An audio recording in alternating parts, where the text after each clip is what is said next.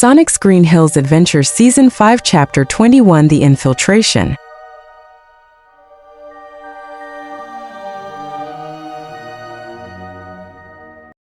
Sonic's point of view. So what's your idea movie, Sonic? Chuck said seriously. Well, Chuck, since you're a double agent, do you happen to know where Sad AM Robot Nick keeps the blueprints of the roboticizer? I asked hopefully. I'm afraid I don't. Why do you ask? Chuck asked suspiciously. Oh well, I'll just have to wing it. And I am not leaving this world without curing Longclaw. I replied with determination. Chuck's face paled, and he stepped forward, placing a heavy hand on my shoulder. Sonic, hold on. Just winging it. That's not a plan. That's a suicide mission. Have you already forgotten what happened back then? I felt a phantom itch around my neck, a cold shiver running down my spine. Robot Nick isn't just a buffoon with a mustache in this world. Chuck continued, his voice trembling slightly. You and Shadow told me what happened in that chamber. That shot caller, it nearly ended everything and actually was pronounced dead for several minutes. You were inches away from losing your life, and the light in your eyes almost went out for good if it wasn't for Movie Shadow's healing ability. I can't let you walk back into that lion's den without a strategy. I went quiet for a second. The memory of the electricity surging through me, the smell of ozone, and the feeling of complete helplessness flickered in my mind. It shook me, I won't lie.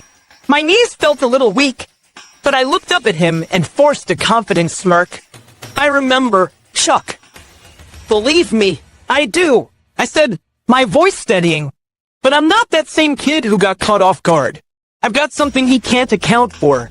I started to tap my foot, the friction creating tiny blue sparks that danced across the floor. I can move so fast that the rest of the world just stops. I reassured him, my quills beginning to glow with chaotic energy. To Robot Nick, I'll be a blur he can't even see, let alone catch. Before he can even reach for a remote or pull a lever, I'll be miles away with those blueprints. I have to do this. For Longclaw, I reassured him, my quills beginning to glow with chaotic energy. The transition from the lush forest to the outskirts of Robotnik's industrial nightmare was jarring. The air grew thick with the smell of oil and burning metal, and the sky was choked by heavy, dark clouds. I stood at the edge of the tree line, staring up at the jagged silhouette of the fortress.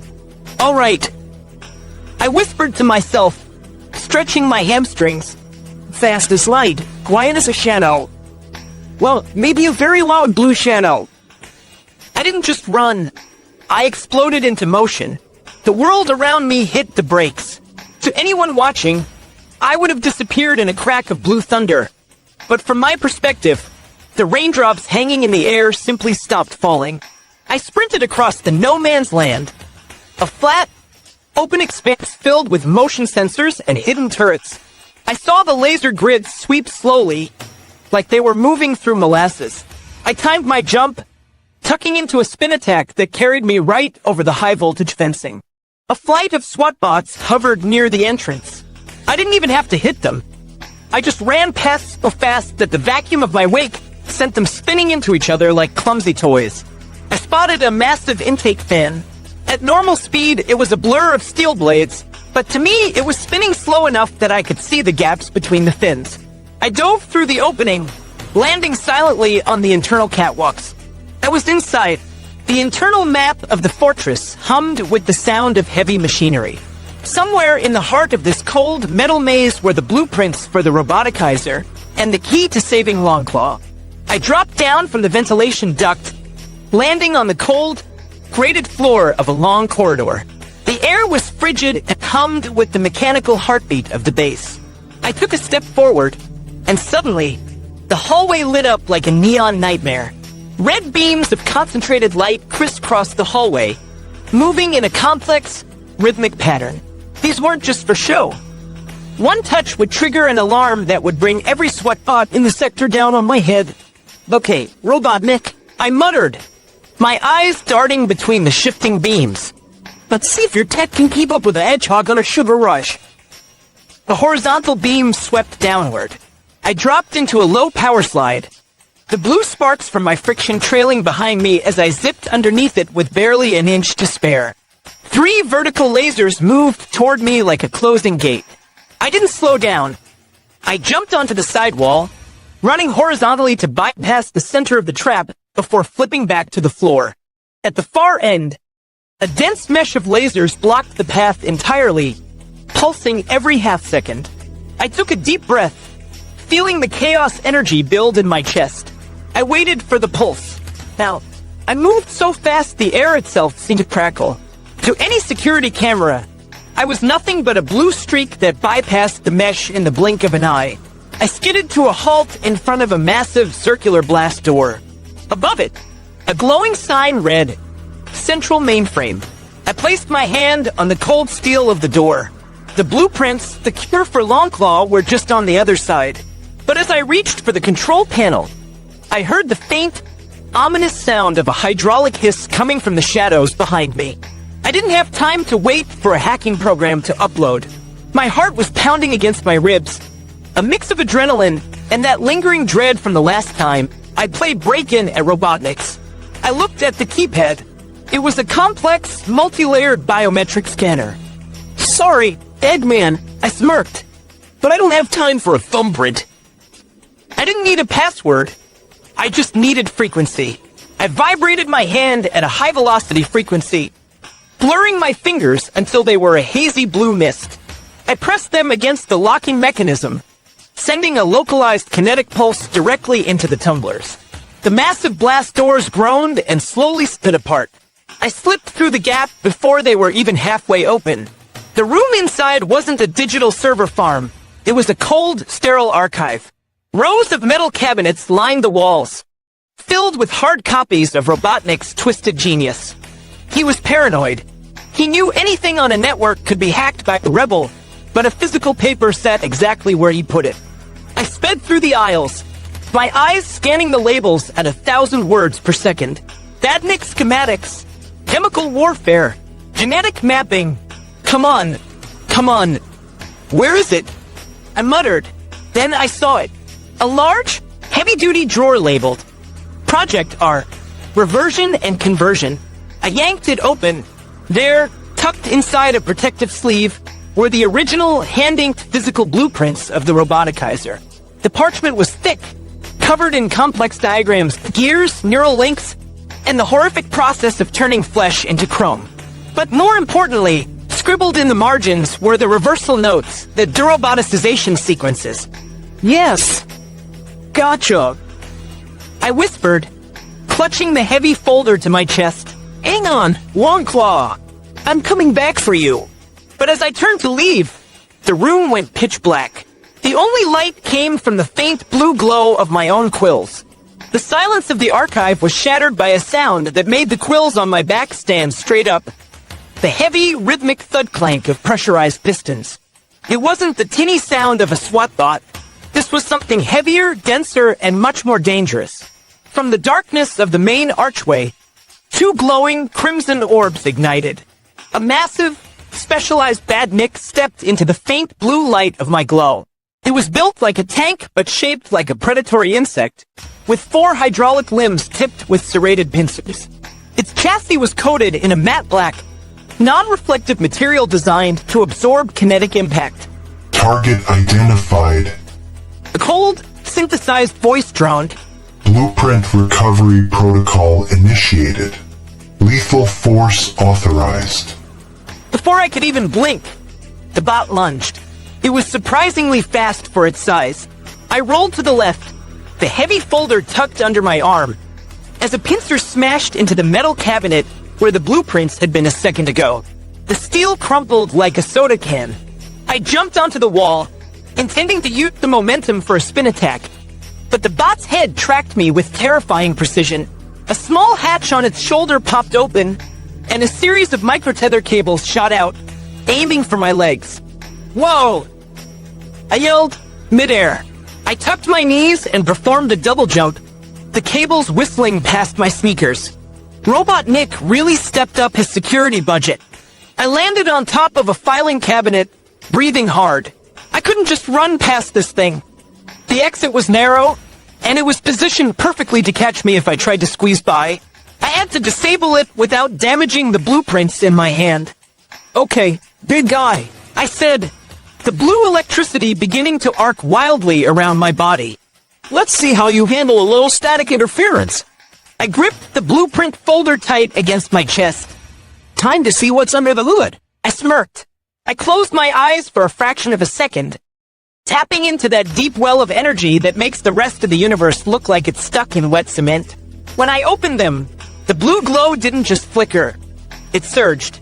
The blue blur's precision. Everything froze. The reclaimer was caught mid-lunge. Serrated pincer just inches from my face. A shower of sparks from its last impact hanging like glowing dust in the air. To the bot, I was gone. To me, I had all the time in the world. I blurred toward its front legs. I didn't just hit them. I reached into the joint assemblies and yanked the pressure seals. In real time, it would look like the legs just gave out. But here, I watched the hydraulic fluid spray out in slow-motion golden droplets. The sensors. I zipped up its back, avoiding the jagged plating. I gave the eye sensors a firm, high-speed double tap, shattering the lenses and pulling the wiring out like I was unraveling a sweater. I circled to its underbelly with a series of rapid-fire kicks, each one packing the force of a sonic boom. I dented the armor plating until the power core was exposed. I didn't break it. I didn't want an explosion to singe the blueprints, but I disconnected the primary lead. I skidded back to my starting position, tucked the blueprints securely under my arm, and exhaled. And play. In a single instant, the world caught up. The reclaimer didn't even have time to finish its sentence. Its legs buckled with a loud hiss. Its eyes sparked and went dark. And the entire massive machine slumped forward, crashing into the floor with a deafening thud that shook the entire room. Maintenance is gonna have a headache with that one. I chirped, already turning toward the exit. I was out of the room and back in the laser hallway before the dust had even settled.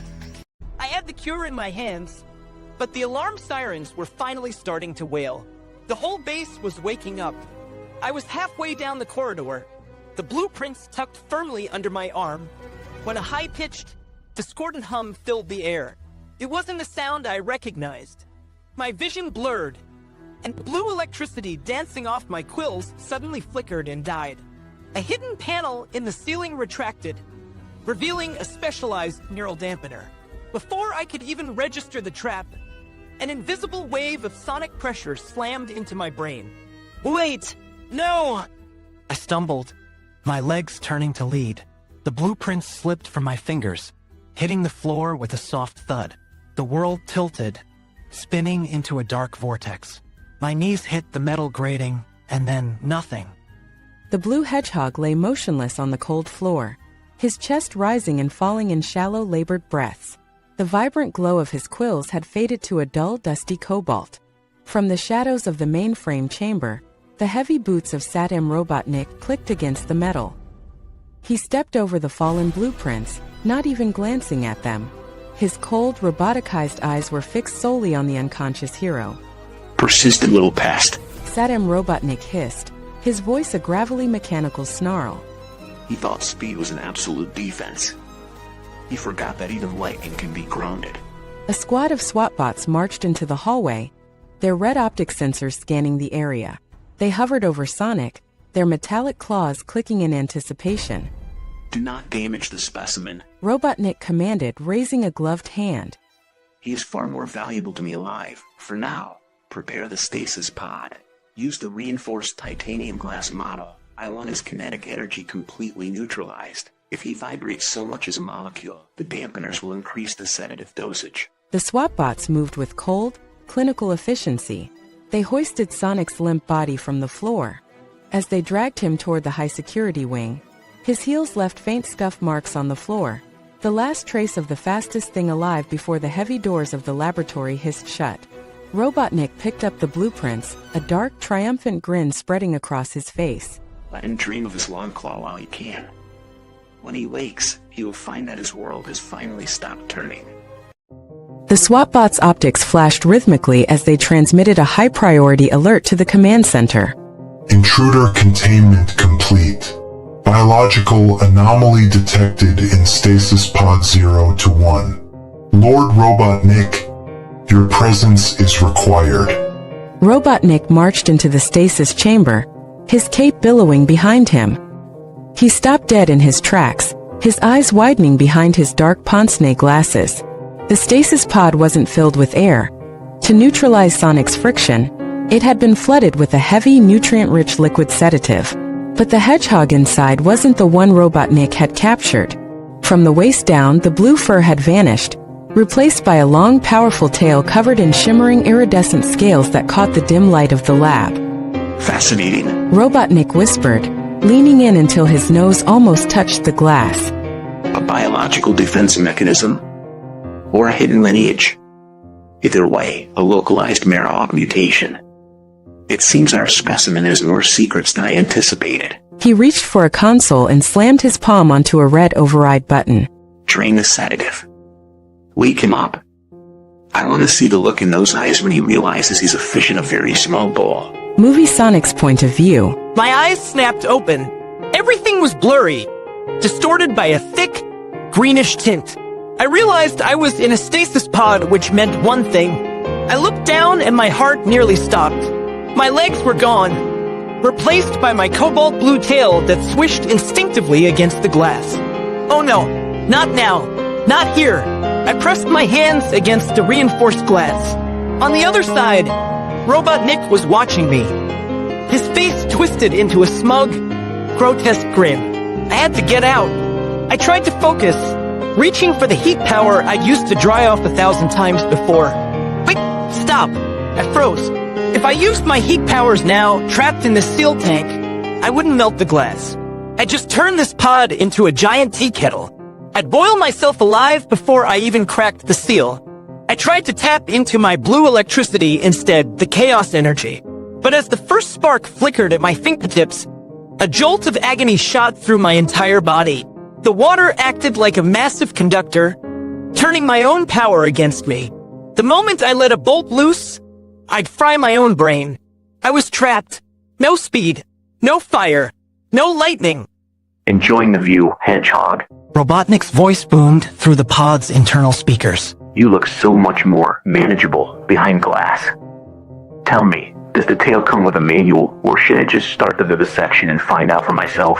Robotnik's voice boomed through the pod's internal speakers. I slammed my fist against the glass.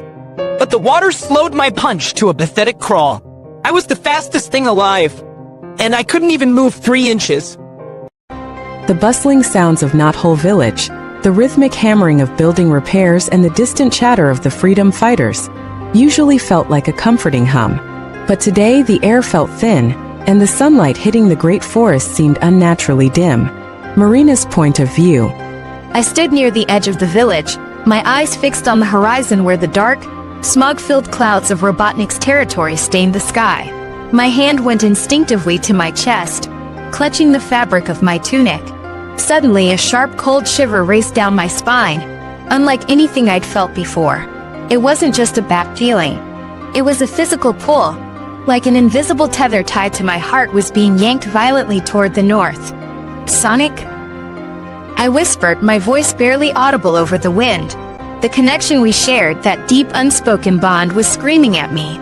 I could feel his heartbeat, but it wasn't the steady, frantic drum of a run. It was heavy, muffled, and surrounded by a coldness that made my own blood run chill. I could sense the water, the crushing weight of being trapped. I closed my eyes, and for a fleeting second, a vision flashed behind my eyelids. A flash of blue scales, the glint of thick glass, and the suffocating feeling of being unable to strike back. He wasn't just captured. He was vulnerable in a way the world rarely saw. Marina? Is everything okay? I turned to see Sally looking at me with concern, but I couldn't find the words to explain the panic rising in my throat. I didn't need a scout's report or a transmission from the field. I knew. He's in trouble. I said, my voice gaining a hard edge of determination. The kind of trouble he can't run away from. Robotnik has him, and if I don't get to him soon... I didn't finish the sentence. I couldn't. I looked back toward the industrial wasteland.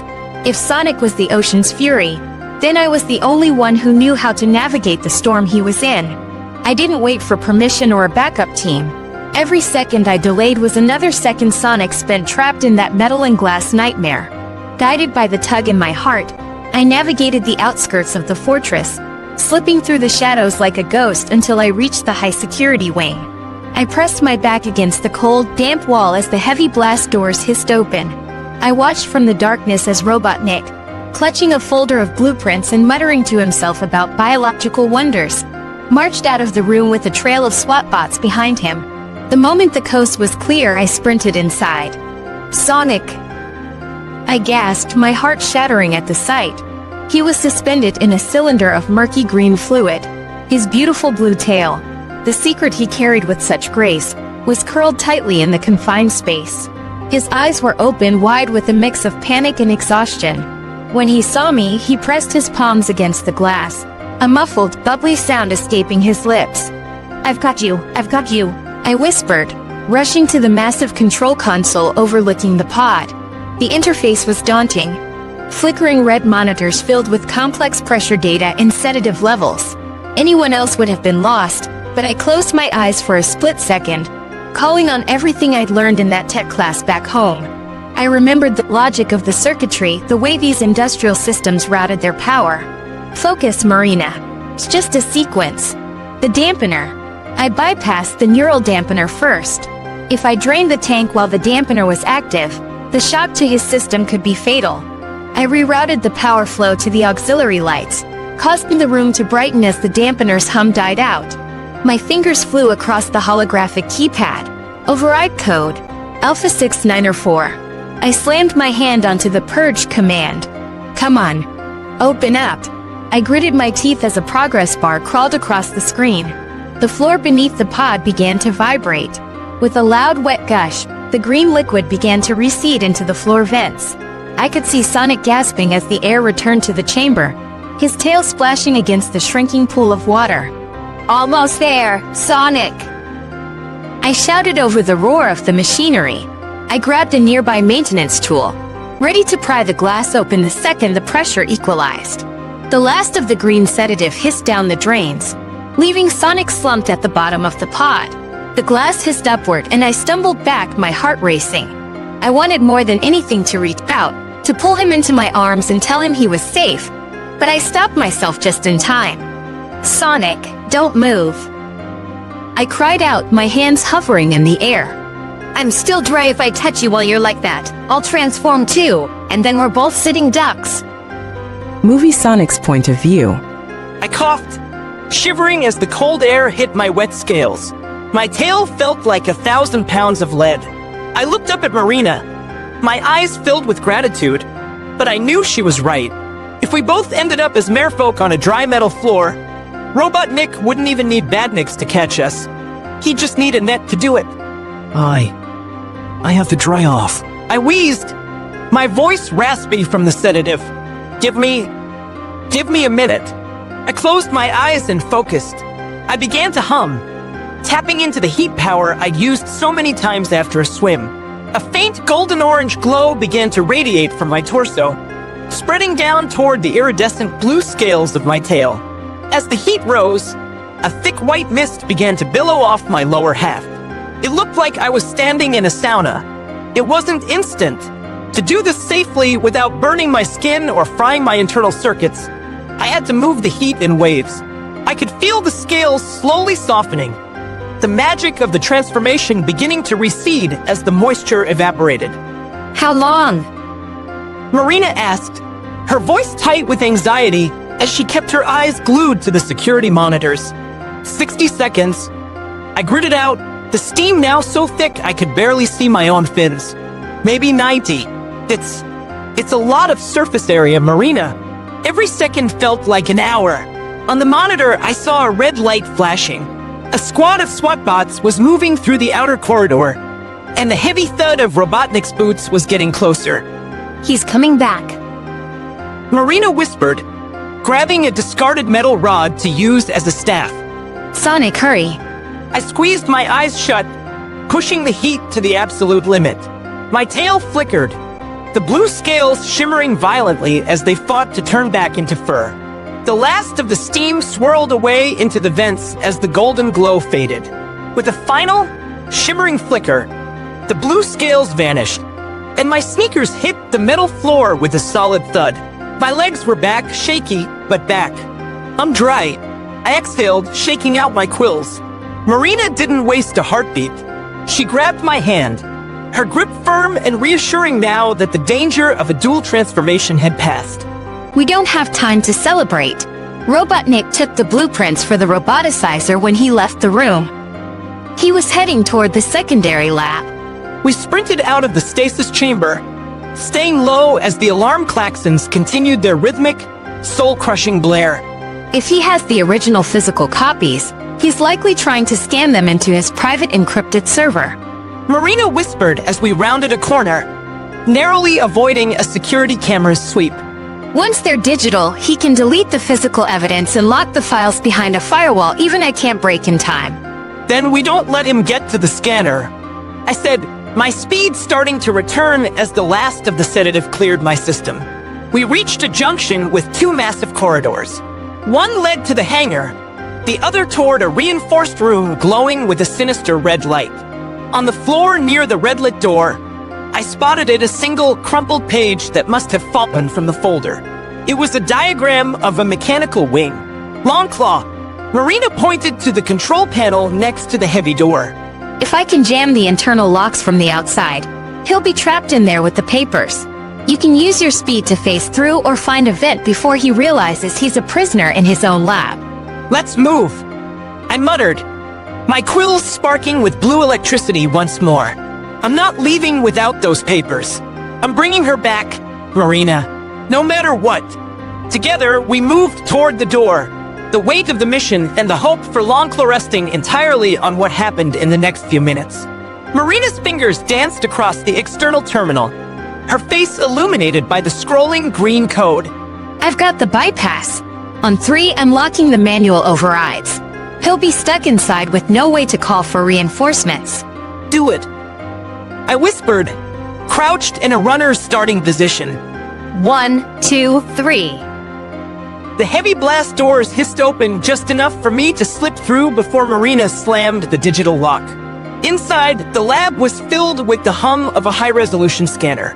Sodom Robotnik was hunched over a glowing glass plate, carefully smoothing out the ancient blueprints with his metallic hand.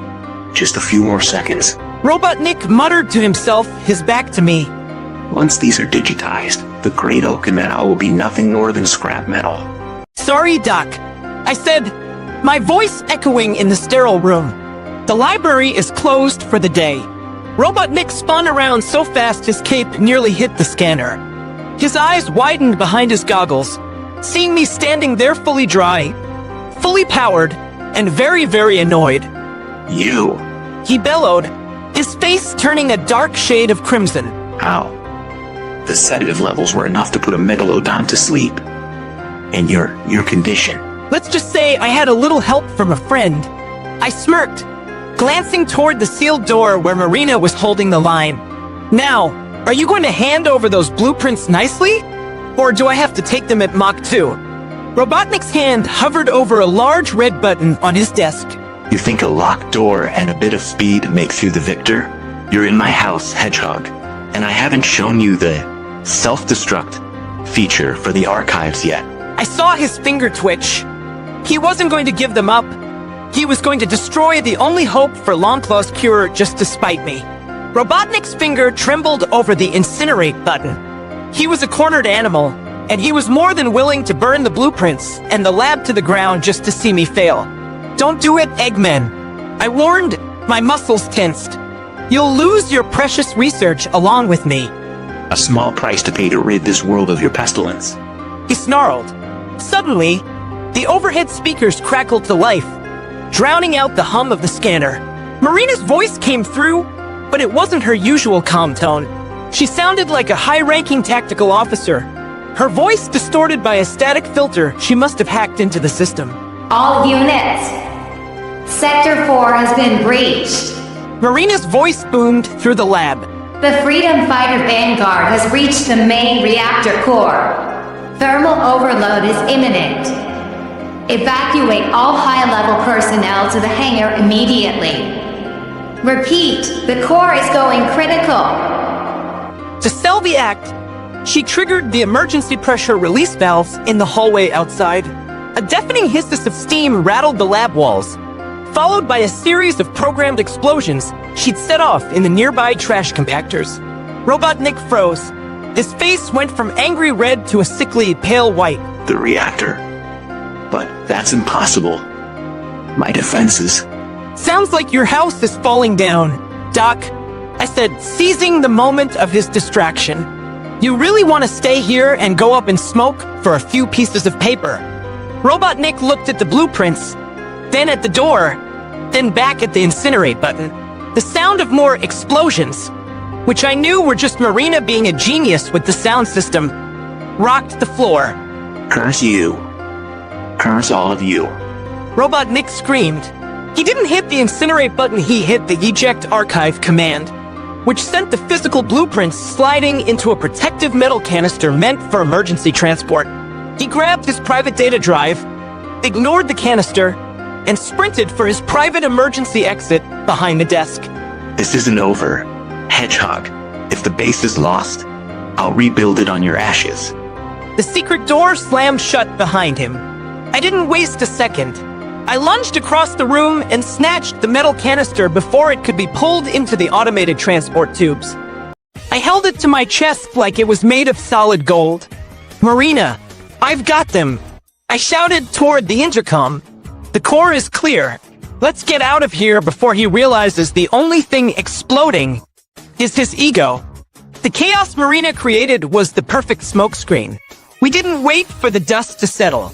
With the metal canister tucked under one arm and Marina's hand gripped tightly in my other, we bolted through the sliding doors and into the smog-filled corridors. Every time a squad of SWAT bots rounded a corner, they weren't looking for frantically heading toward the breached reactor.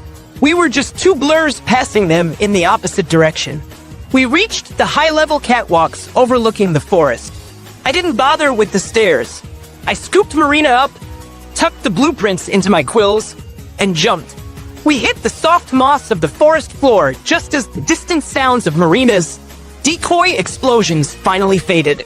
The oppressive metal walls of the fortress were replaced by the ancient, towering trees of the great forest. We ran until the air tasted sweet again, far enough that the dark smoke of the industrial zone was just a smudge on the horizon. Finally, near a hidden creek, I skidded to a halt. A moment of relief. I set the canister down on a flat stone. My heart was still racing, but for the first time in hours, it wasn't from fear or adrenaline. It was from pure, unadulterated relief. Marina stood panting, her hair a bit messy and her face smudged with a bit of oil from the console. But to me, she looked like a hero. We looked at each other, the weight of what we just pulled off finally sinking in. We had the blueprints. We had the cure for Longclaw. We did it. She whispered, a radiant smile breaking through the exhaustion. No, Marina. I corrected, stepping closer. You did it. I was just the guy in the fish tank. You were the one who played Robotnik like a fiddle. In the quiet of the woods, away from the clanking of robots and the hum of stasis pods, I leaned in.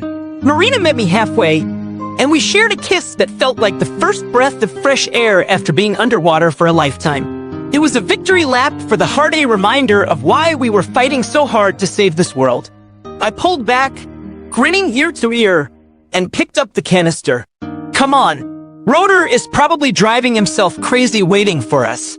Let's go give him something to work with. We soon arrived at Knothole's hidden workshop. Rotor was hunched over a desk, surrounded by spare parts and blueprints, his eyes widening as we slammed the canister down in front of him. Rotor's workshop was a cluttered sanctuary of gears, copper wiring, and the smell of ozone. He didn't even look up as we burst in. His goggles perched precariously on his forehead. Sonic, Marina, I was just about to send a search party. His voice died in his throat as I slammed the heavy metal canister onto his workbench, clearing a space between a half-disassembled toaster and a portable radar unit. Tell me that's not what I think it is. Rotor whispered, his hands trembling as he reached for the latch. The genuine article, Rotor. I said, leaning against the workbench as the adrenaline finally began to ebb. Hand signed by the doctor himself. Physical copies. Rotor clicked the seal open. A faint hiss of pressurized air escaped as he carefully slid the thick, yellowed parchment out onto the table. As he unrolled it, weighting the corners down with heavy wrenches, his eyes began to race across the intricate diagrams. His jaw dropped. He pushed his goggles down over his eyes, the magnifying lenses clicking into place. Great Mobius! Look at the neural linkage mapping here. I've been trying to reverse engineer this from scraps for years, but this shows the exact frequency the roboticizer uses to overwrite organic DNA. He pointed a finger at a set of scribbled notations in the Margin Robotnik's own handwriting. Wait, look at this. The conversion isn't permanent at a cellular level. It's a continuous suppression field. If we can build a pulsimeter based on these reversion notes, we won't just be cutting metal. We'll be restoring the life underneath it. Rotor looked up at us, tears of pure scientific joy welling in his eyes. Sonic, this is it. It's not just a theory anymore. With these schematics, I can build a portable deroboticizer. We can bring Longclaw back. We can bring everyone back. Marina squeezed my hand, her eyes shining. I looked at the diagram of the mechanical owl wing on the table and felt a lump form in my throat. For the first time since I arrived in this world, the hope of seeing my mother figure's real eyes, not those cold, red sensors, felt like a reality. How long? Rotor? I asked, my voice barely a whisper. Rotor wiped his eyes and grabbed a soldering iron. I need to calibrate the chaos energy intake to match these specs. Give me through the night. By sunrise, we'll be ready for the first test.